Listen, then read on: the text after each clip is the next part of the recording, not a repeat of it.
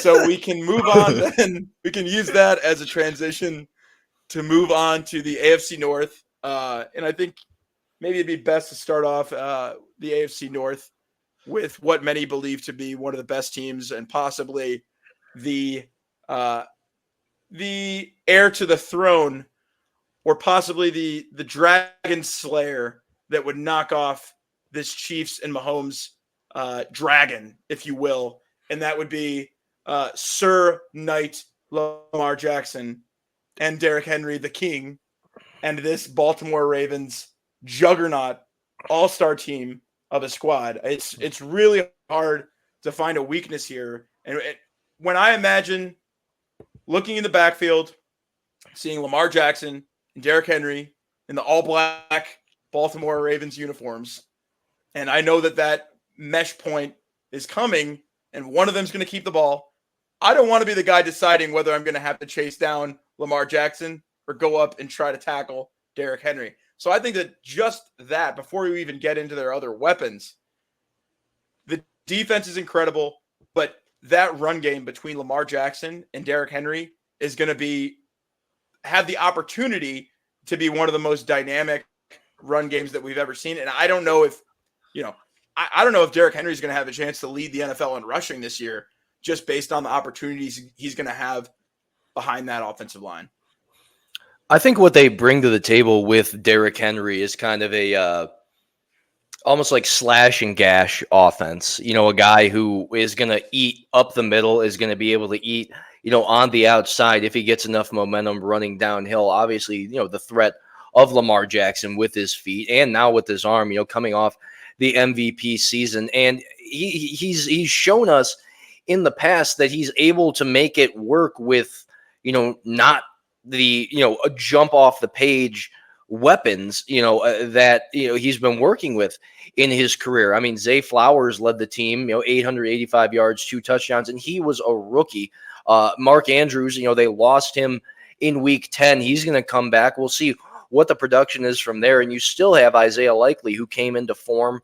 And I think, the pass catching group of, Rashad Bateman and Nelson Aguilar to complement Zay Flowers are going to make up for any loss in production you were going to get from OBJ. So I think on the offensive side of the ball, with as solid of an offensive line that they have and the addition of Derrick Henry, I mean, they're going to be dangerous on that side of the ball, regardless. I've been watching them, as mortal enemies since the Flacco days, but since Lamar got into the league and the growth, and able to retain Harbaugh, retain a guy like Todd Monken. I think they're just going to grow. And what do you think, Christian? I mean, I think it's a dangerous side of the football for him. Yeah, I mean, top to bottom, I think they're the most talented team in the NFL, without question. They do have some question marks, but one thing I'll say with the addition of Derrick Henry is, like, talk about having a closer on that team. If they have the lead with 8 minutes left in the fourth, it's hard for me to see, what teams will do against that team. I mean, the time of possession is always going to be on their side. And honestly, I can't see any team beating them in a 48-minute match. I guess the one concern that I would have for this group is the offensive line. You're asking a lot from some first-year players. Andrew Voorhees, kind of a steal from the 23 draft, but he's going to be starting at left guard this season. We'll see how he does early on. And then Ronnie Stanley, he hasn't really been the same type of player that he was in 2020 since that injury. So still some concerns about the offensive line, but absolutely, you look at this schedule, it is technically the second toughest schedule in the NFL. But you look at the entire NFC or AFC North, the entire division has pretty tough schedules. I think Baltimore is going to run through their schedule, and I see them having possibly 13, 14 wins this year, and taking that home field advantage this season, going into the playoffs. I'm right there with you. I mean, I think that the only thing that I might push back on is that I still believe in the Chiefs to be the 1 seed, and that's just going to be based on how top heavy that AFC West division is versus how deep the AFC North is. And I mean, like you said, the Baltimore Ravens could have the toughest schedule in the league. The Baltimore Ravens, and I'll say it, you could take Patrick Mahomes out of the situation or keep him in it. The Baltimore Ravens may be the toughest matchup for any team in the NFL, top to bottom, as you said, to deal with all game. If there's a chance, if there is an opportunity to take Mahomes out of the game in some way, teams could change. I mean, and you don't root for an injury, but if that happened, that completely will upend the Chiefs season.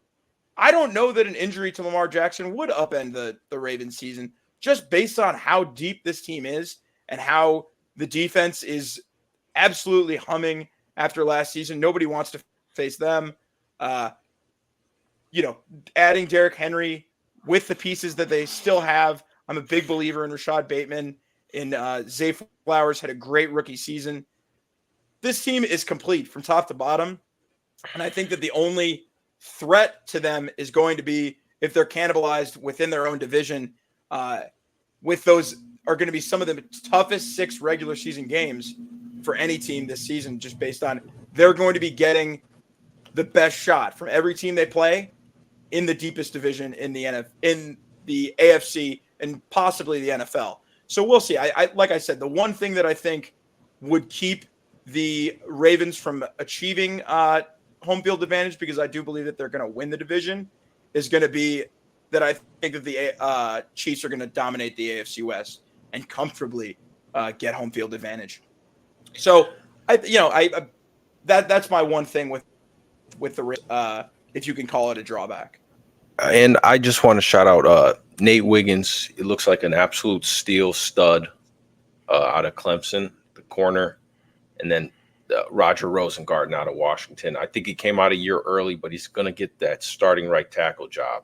Interesting to watch throughout the season. I mean, is there a team that drafts better than the Baltimore Ravens? I think consistently they are always picking up guys that end up becoming Pro Bowlers that fit perfectly into their scheme. I think they're always making the right pick, and it's why a guy like Harbaugh has had so much longevity without necessarily having a hand in play calling. Is just his ability to manage that roster and get the most out of their draft picks every season, and he does. I think that they're one of the most formidable teams in the AFC. Absolutely in the AFC, but definitely in the AFC North. They're my team to beat. And like you said, Christian, I have them going comfortably over 12 wins this season. I think they're going to be an absolute powerhouse of a squad. I think I was just going to say, last point, the depth they have and the names that they do have on the defensive side of the ball, when you lose a guy like Patrick Queen and Jadeveon Clowney, I just don't see them missing a beat on that side of the football. I think they're still going to be one of the best units in the National Football League. Shout out. Well, it's nice when you still have Christian just got every steal of the draft. Christian has got it down. He knows he's a Raven. Yeah, the best. I mean, this is why we got the human stat sheet. Christian, the statistician, breaking down the everything that we need to know that you don't know yet, because Christian knows everything. So I think moving on from the Ravens, though, I'm going from a team that I have a hard time finding flaws in to then down the AFC North, you start to see some cracks in the foundation for each of these teams. We can start with the Browns if you'd like. My big concern with the Browns, we can start with the Browns. I'd like to start with the Browns because if you give me a sec, I'll put on my Cowherd hat here, and I'll go for a Colin Cowherd take when I think about the Browns. So imagine that you're scrolling a dating app and you encounter your dream girl. It's everything you've ever wanted. She likes the same music. She's beautiful. She seems smart. She's clever. You just love it. You love everything about her. And you think, how did I get so lucky? And you're texting her and You maybe see some red flags, but she's still gorgeous. She still seems so smart and so funny, and she's just great over text. And you see her on the dating app, and it looks so great. And then she says, sure, let's go on the date. I want you to take me to the most expensive restaurant in town. And you go, well, this is my one shot. This is my shot at true love with my soulmate. So then you take her to the restaurant. And this is where I think the Browns are at, where then they take the girl to the restaurant, the girl obviously being Deshaun Watson. And you realize that the pictures are maybe from 10 years ago. And she is spending the entire date staring at her phone. And all of a sudden you're hearing that you're getting ready to look at the dessert menu and that the meal's almost up. Because the Browns are halfway through their contract, getting to be halfway through their contract with Deshaun Watson, have seen nothing, or basing all of their optimism and hope off of 4 years ago? I mean, Deshaun Watson's last great season of football is, people have gone through their entire high school without seeing Deshaun Watson play great football right now. I mean, it's been 3 or 4 years. So the Browns, I have to ask, do you feel catfished by Deshaun Watson? Do you feel a little bit like the guy sitting there, the chump at the dinner table, when everybody else could have also seen, swooped up that dream girl right off of your dating app? You were the one who lucked into it, and you don't feel so lucky anymore. Maybe Pat, I'm so happy you brought it up. I'm so happy you brought it up. Because, as I see it, it's the girl you took her on the first date. It went really well. You got the number maybe off, Hinge, but it was the rose. You got the rose off Hinge. Take her on the first date, goes fantastic. Goes great for the first couple of dates. Then she's going to study abroad, or she's going to, she's going to Europe with her friends. She got to find herself a little bit. You're just the guy talking to her. Okay, it's fine. We'll see how we handle. 5-1 before he got injured. 5-1. Can I say that again? 5-1. Yes, he was 7 TDs, 4 interceptions, about 185 yards per game. They weren't winning games because of Deshaun Watson's output, but they weren't losing games because of Deshaun Watson's output. So think about it, Pat. They lost Nick Chubb in the first game of the season. This is a team that even after they lost Deshaun Watson, they had to go to Joe Flacco. They had decimated Nick Chubb. Yes, they lost Nick Chubb. You got it. Lost Deshaun Watson, decimated offensive line. They put up the 10th most yards per game last year. He's got to stay healthy. We all know that. They're paying him all the money. I have taken all the crap for 2 going on 3 years. I know there's an investment there. I know there's character flaws. I know, but you bring in Jerry Jeudy, and I know you're going to laugh. Jerry Jeudy. Tide, baby. There we go. I'm saying you retain Amari Cooper. You retain David Njoku. Tide. There we go. Both with 6 and 5 touchdowns, respectively, last season. Obviously, with Joe Flacco, with Deshaun Watson. One question that's going to be had is, how is Jerome Ford going to stack up with Nick Chubb, starting the season on the IR list? That's going to be, something that they're going to have to address. But you're getting a guy who had 300-plus receiving yards, 813 yards on the ground, and wasn't even the starting running back for the team. Nyheim Hines replaces Kareem Hunt, who's a pass-catching back, basically going into the same role out of there. And can we talk about the O-line for a second? They were decimated. Jedrick Wills played 8 games. Jack Conklin played 1 game. DeJuan Jones had to step up, and we saw he was a wall back there. Wyatt Teller was a Pro Bowl tackle for them. I mean, they have the names on there, and I know I may just be sounding like a Browns fan, but a healthy Deshaun Watson is going to be the key, because there was no other legitimate. There was problems in the secondary as he went down the stretch, as they had to lean on the defense.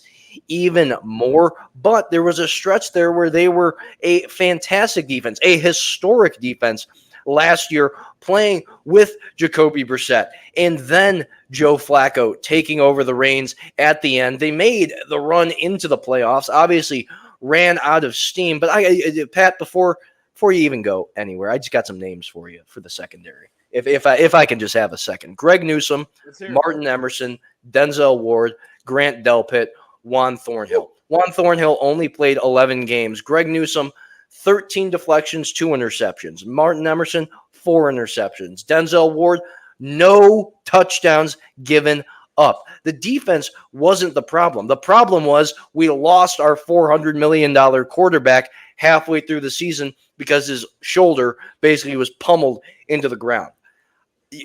Say all you want. I know the questions are there. If everything comes together, you're looking at your AFC representative in the Super Bowl, boys. Whew. Billboard, Yeah, so bulletin board. that's a I'm going. Wait, pin it. it's the bulletin board. I'm not going to get this wrong. I got it wrong during the last podcast. We are the Bulletin Board Sports Podcast, and we are pinning it because it's the Bulletin Board Sports. So Mike is pinning his prediction of the Browns winning the AFC and going to the Super Bowl, and I guess losing to the Bears because apparently they're only going to be the representative of the AFC and not the Super Bowl champs after knocking off Pat Mahomes. Yeah, and Pat, I would say honestly, Mike, that was real objective, as objective as you can be for a Browns fan, for sure. Just want to shout out Myles Garrett. He is, to me, the best player in the league without question. I don't really the best player in the wait. What?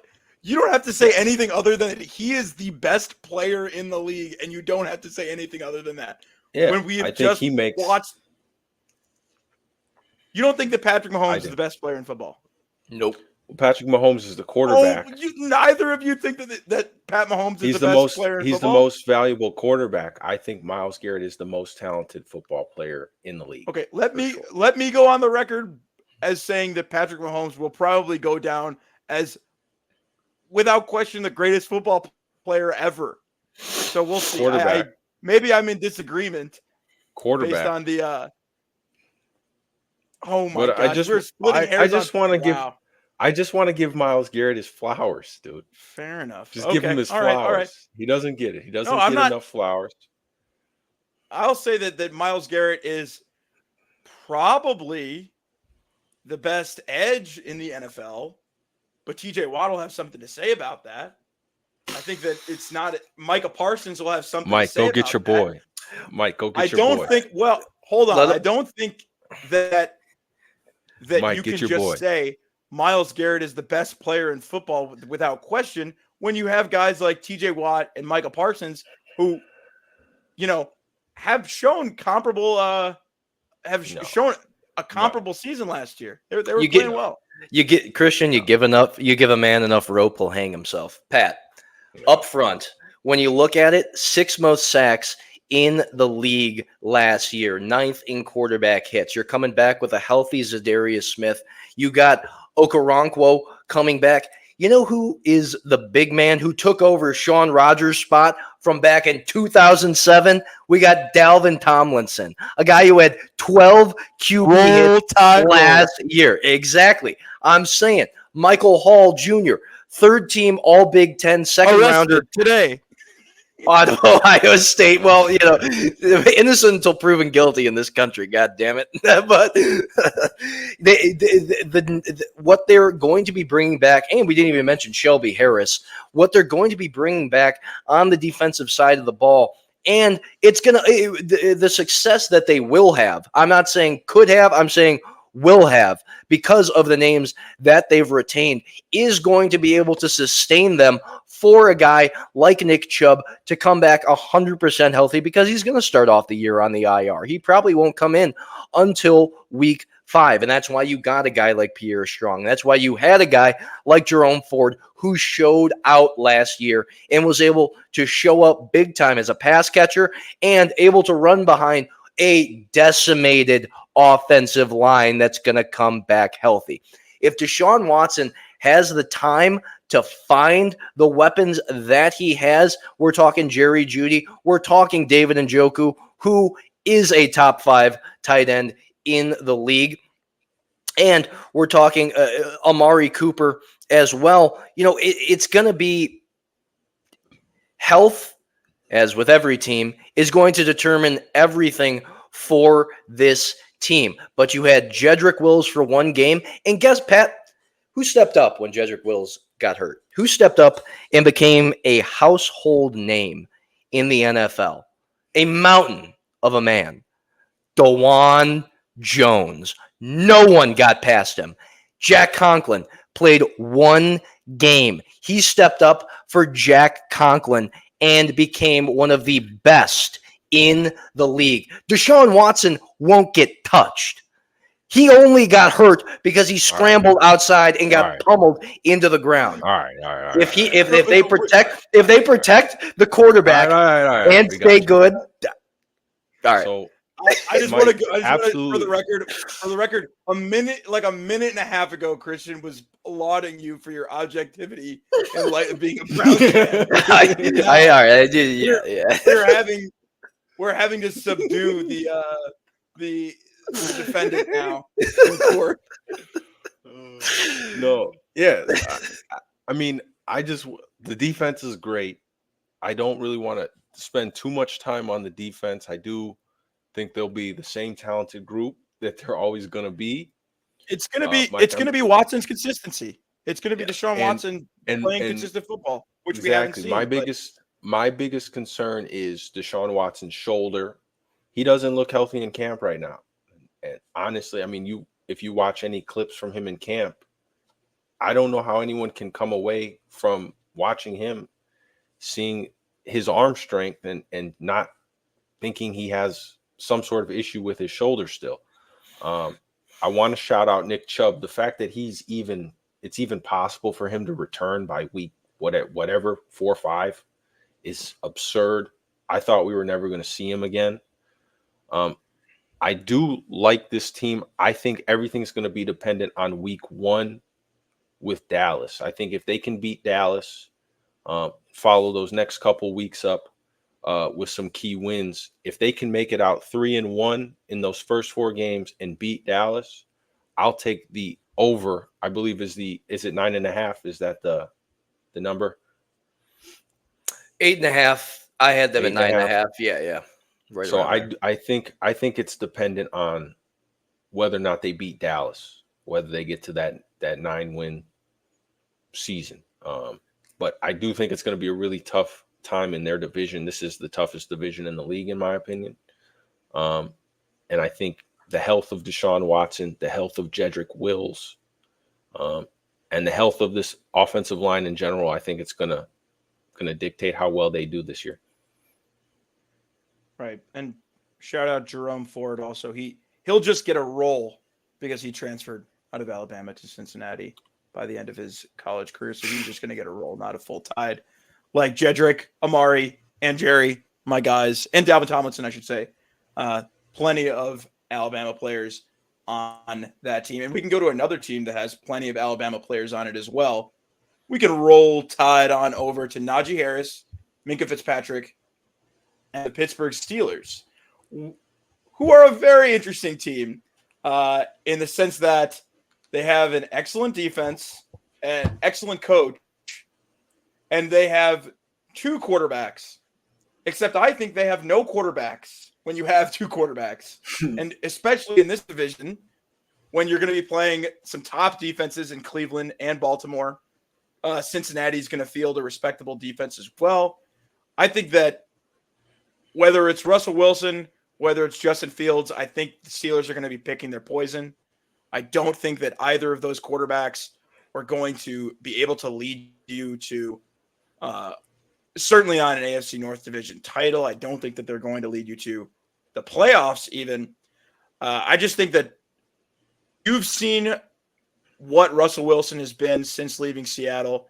He has shown you that he is below average quarterback at this point in his career. He still has time to turn that around, but this is a guy who's grasping for what we thought to be a slam dunk Hall of Fame career, he has that Hall of Fame status in question. And if he loses the job to Justin Fields, you might be able to slam the lid on it, because Justin Fields has some serious questions as a quarterback as well in terms of his release. I would never question the athleticism, but at the end of the day, this is a quarterback's league, and you can have as good of a deep you want.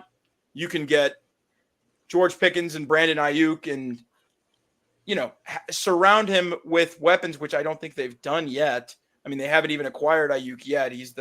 They're the prohibitive favorite, but all this to say, I don't think that they have the pieces in place to support Russell Wilson or Justin Fields to lead that offense to any sort of success. I think the defense is going to be great. I think that TJ Watt is one of the best players in the NFL. I think Minkah Fitzpatrick might be the best safety in the NFL, but that doesn't mean much if you're trotting out Russell Wilson or Justin Fields as quarterback. I don't think it's a serious way to win against the Browns defense, against Lamar Jackson and that entire Ravens team, or against Joe Burrow, Jamar Chase, and what will be a star-studded team for this season, at least, in Cincinnati. Mike, you have an issue. Permission to go Colin Cowherd. The jig is up. Permission granted. The jig is up. The news is out. But have they finally found him? Russell Wilson. And they didn't pay a bounty for him. A 1-year deal for Russell Wilson. It's make it or break it, as it has been for Russell Wilson. He honestly didn't play terrible last year. I mean, 26 touchdowns. He had 8 interceptions. But if he flops, Pat and Christian, having both your former QB being his backup, if he flops out of the gate, say they go 1-1 out of the gate, 0-2, do you keep the wheels that you have with Justin Fields in the garage? Because it's going to be an upgrade from where they were in points last year. I don't think you're going to be 28th in points with Russell Wilson or Justin Fields, 25th in yards, 22nd on third downs, and 27th in the red zone. Especially with Fontanu that they picked up out of the draft to complement their O-line, and the pass catchers that they have that are going to have a major role in this offense. But it's Mike Tomlin. How much of a leash is Russell Wilson gonna get if things start off rocky? What do you think, Christian? Yeah, so I really do think historically Russell Wilson has been great with play action. I think the entire season for the Pittsburgh Steelers is predicated on their ability to pass off the play action. So that means they're going to have to run the ball very well this year. I do think they have the talent. I think Najee Harris can run the ball very well this year. Jalen Warren is also very talented as well. But you are saying some very valid things. Justin Fields, I don't think he has to play right away. I don't think he should win the starting job right away. To me, you don't have to worry about him till maybe week 7, week 8, if you're starting to sputter offensively. The concern that I have is starting 2 rookies on the offensive line. With Zach Frazier, huge fan of Zach Frazier out of West Virginia. And he's going to start for them, but he is a rookie. And then Troy Fautanu, loved him out of Washington, but he is a rookie. I just don't know how much you can expect from 2 rookies on a starting offensive line, even though I love Broderick Jones. I love Sumalo. I love James Daniels, former Bear James Daniels. I just think they're a year out. I think this year is going to be a down year for Mike Tomlin. I think the first losing season for Mike Tomlin, I do believe it's going to be this year. And it's not so much a quarterback issue. To me, it's just going to be not being ready up front and not being able to pound the rock per se to get Russell Wilson going in a play action offense. Well, see, the interesting thing to me about this, and I feel like I can speak to this as a Bears fan, and so that I don't sound like a pessimist to that's just totally crapping on everything that the Steelers have going on. If I had to make the pick, I'd go with Justin Fields over Russell Wilson. I would. because I think that he manufactures his own running game. And we've seen it with the Bears for the past couple of seasons. Take away everything having to do with his limitations as a passer, which they are there when it comes to processing, when it comes to a slow drop back, which is crazy to me considering how athletic he is. He has that slow drop back. He has a slow release. He is not the quickest processor.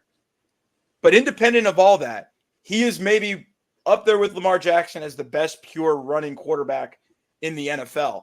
And with Najee Harris, with an offensive line that, like you said, has rookies on it, but they're pretty high-profile rookies in the sense that Zach Frazier was one of the top centers in the draft. A lot of people had him as a high riser towards the end. Fautanu is considered one of the best versatile offensive linemen that you could move across the line. I think those are two great picks, and I think that, like you said, they have pieces there on that offensive line, and that's why I think, unfortunately, it's the reason I don't think they're going to win, but their way to be successful is going to be to run the ball, rely on their defense, and probably not pass very much. When they will, it'll be off play action, like you said, but I don't think that they're going to have the firepower offensively, even if they do have a good run game, based on whether it's Justin Fields, whether it's their offensive line, whatever. Passing game is going to be there, and I don't think the passing game is going to be there, even with Brandon Ayuk, based on if it is Justin Fields, which I think it should be, and which I think maybe if their hands are tied behind their back, they should have to choose Justin Fields. He has a hard time when it comes to locking on to his top receiver, and whether it's going to be Ayuk or Pickens.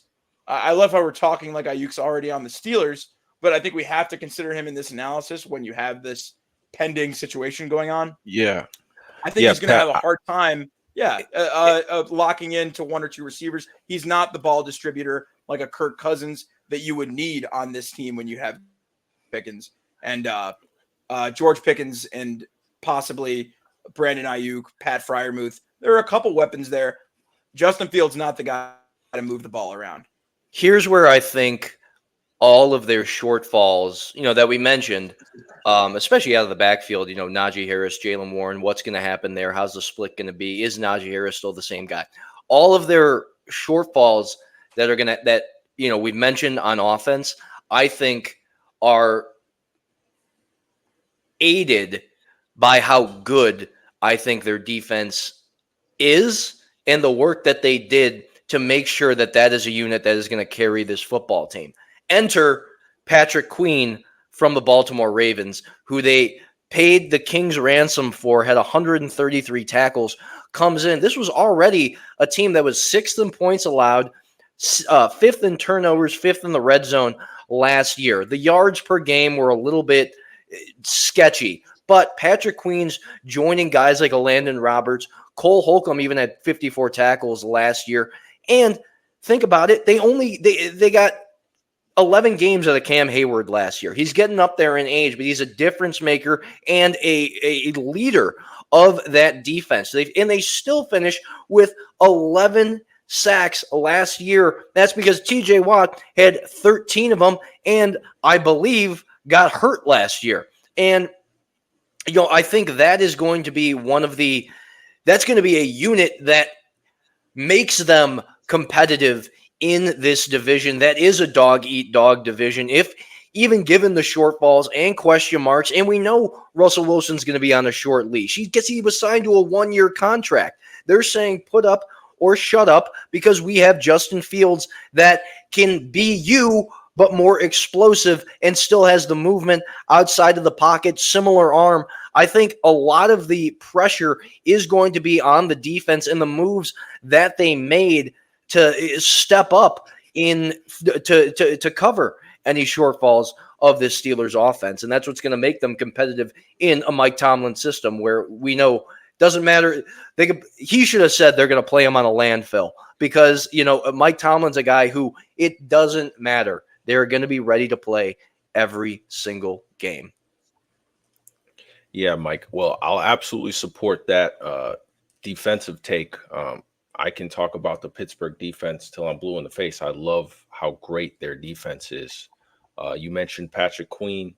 I love the trade, Deontay for Dante Jackson. I mean, Deontay Johnson for Deontay Jackson, I thought was a great trade. Dante Jackson is going to be very good for them in the defensive secondary this season.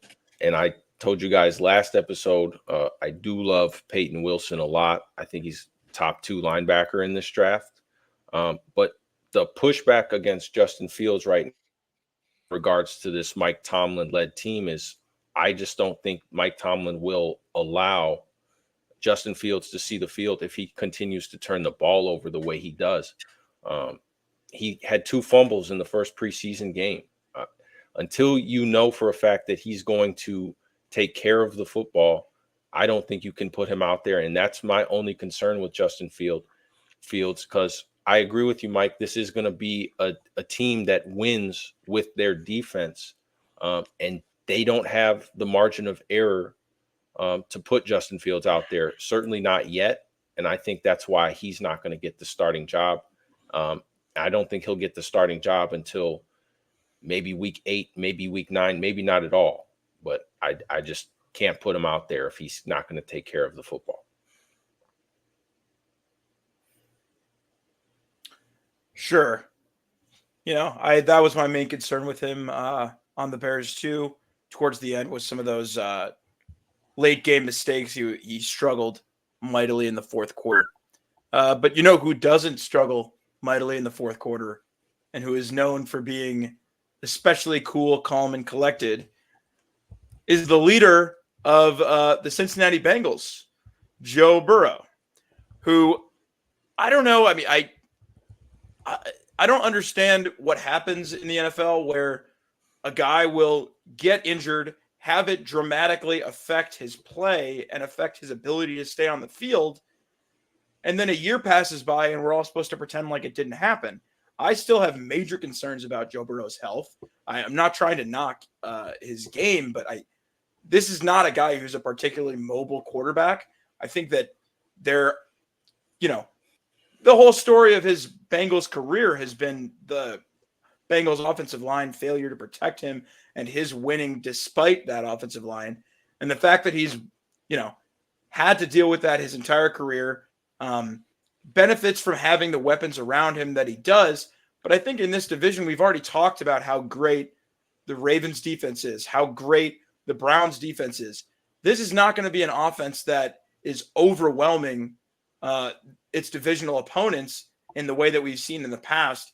When you have T. Higgins, Jamar Chase, Tyler Boyd, and Joe Burrow just throwing lasers all over the field quicker than you can even look, they're not going to have to deal with that because the Browns and the Ravens and the Steelers, for that matter, all have top-notch defenses that are ready to answer that call.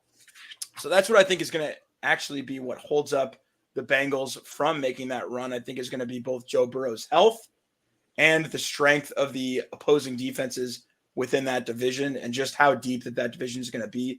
I don't think it's necessarily a knock on the Bengals so much as it's applauding how great of teams in Cleveland, Cincinnati, and Baltimore we have. One of the things I think that's going to help Cincinnati out is obviously, they lost their offensive coordinator, Brian Callahan, the head coach of the Titans now. Enter Dan Pitcher, who is the quarterback's coach for the Cincinnati Bengals. They lost Tyler Boyd over the offseason. They were able to, I believe it was, forgive me if I'm wrong, they're paying T. Higgins on the franchise tag around $21 million this year, and they bring in guys like Yashovash, the sixth rounder from 2023, might be able to insert himself as the number 3 wide receiver. But I think a guy that is going to be a major player in this offense and a sore spot, as it's been for a couple of years for the Bengals, is going to be a guy like Mike Gesicki, who we saw shine for plenty of years down in Miami, then goes to the Patriots, and obviously they had their own offensive struggles, but I think he's a guy that's going to be able to stretch the field and benefit both T. Higgins and Jamar Chase in just putting another body over the middle of the field. And we'll see.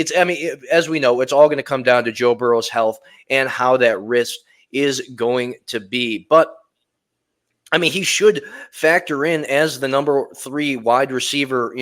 Trent Irwin, obviously here and there, but I think that, as well as, I don't think Zach Moss is any kind of slouch out of the backfield, trying to take the part of Joe Mixon, who, I mean, we saw the progression just go down and down and down. And obviously there's been questions with the offensive line since Burrow got in the league, but I think they've done enough to stay afloat on that side of the ball. I just don't know if it's going to be enough. What do you think, Christian? Yeah, for me, I think the Bengals are just they should be a case study in how NFL teams construct their rosters nowadays. Joe Burrow is making 24.5% of the Bengals roster cap this year. That is the highest in the league. And you look at the way the Bengals do business, they're not bringing T. Higgins back next year. I wonder what role that plays throughout the course of a season. To me, it kind of gives it a sort of like last dance-ish type feel for this particular Bengals squad. I do appreciate that they double dipped at the right tackle position, bringing in Trent Brown and Amarius Mims. Mims got hurt early in camp this year, so it looks like Brown will start. I can appreciate trying to make that offensive line as durable, as strong, and stable as possible. But Pat, you kind of touched on it earlier. There was something that didn't really necessarily sit right with me watching Burrow get hurt the way he did last year. And it shouldn't have an effect on him per se. I just think, going through this division, I do think this is the most violent division in the league. Something just doesn't sit right with me about the Bengals this year. And I believe if they're over under win total, we can confirm it. Is it 10.5, 9.5?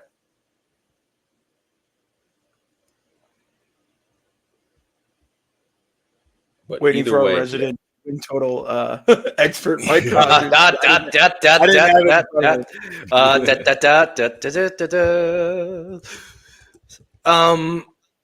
Bengals win total right now is 10.5 wins. So I'm way under. I'm under. No, I'm going under. I'm going under, and I think that this conversation has helped me confirm how I feel about this situation, because it's giving me weird Jets vibes almost, in terms of how they're forcing, the Jets are almost stuck in the position that they're in of having it be a sort of win now, or like especially urgent season.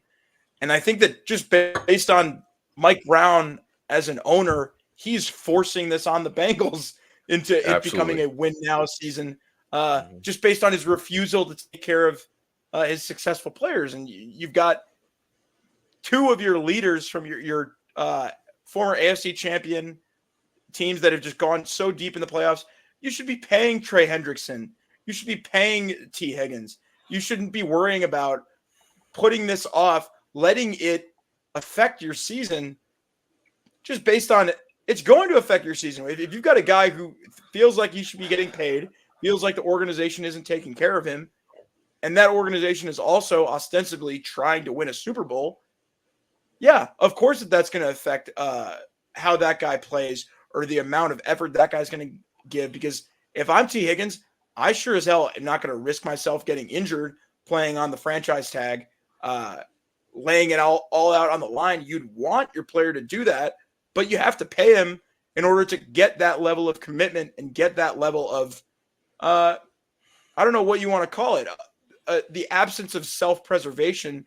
That's the natural instinct of somebody who's on a 1-year contract at the top of their field, and it could all fall apart, at the tragic turn of a hat. So we'll see. I don't fault Trey Hendrickson or T. Higgins for wanting more money. At the end of the day, it's kind of like Jerry Jones. I fault the owner who's choosing to sit on his hands when he has a great team in front of him that he should be taking care of, but chooses to take care of his pocketbook instead, which is what I feel like Mike Brown's doing. I Absolutely. think I want to say one thing about where I think Cincinnati did a really good job this offseason, and that was beefing up their defense. I mean, they were prone to big plays last year. I mean, George Pickens had an 86 and 66-yard touchdown against this secondary. So 2 new starters. Von Bell does return. You bring in Geno Stone from the Ravens last year. Sam Hubbard, Trey Hendrickson, and then you add in Sheldon Rankins on that interior defensive line. I think that beefs them up a little bit. But this is a division where you have to be in a win now mode if you want to compete. I mean, that's the entire NFL. That was kind of a stupid analogy, but I mean, they've used the second round pick on Chris Jenkins Jr. from Michigan because the offensive side of the ball is taken care of. Yes, you lost Tyler Boyd. Will there be a question with the wide receiver 3 spot? I think we touched on that. I think some of that production gets brought up by Mike Gesicki, where tight end was a major issue for them last year. I think Zach Moss, a little bit younger, he may have a little more pop than Joe Mixon did, but I think the linebackers of Logan Wilson, Jermaine Pratt, serviceable, but the changes that I think they've tried to make on the defensive side of the ball is going to be enough. But it all comes down to, is Joe Burrow going to be healthy? Is Joe Burrow going to be able to lead this team into a deep playoff run? I just don't see that. Yeah, and Christian, I do think yeah. the loss of DJ Reader is a big deal. He went to Detroit. I think that's going to really hurt them going forward long term. But yeah, you're right. I do think they do draft well. I'll give the Bengals that. I do like Chris Jenkins. I do like Jermaine Burton. But for a guy like Jermaine Burton, in what way does he have to show respect to this organization based upon the things that he's seeing in real time? Roll Tide. T. Higgins.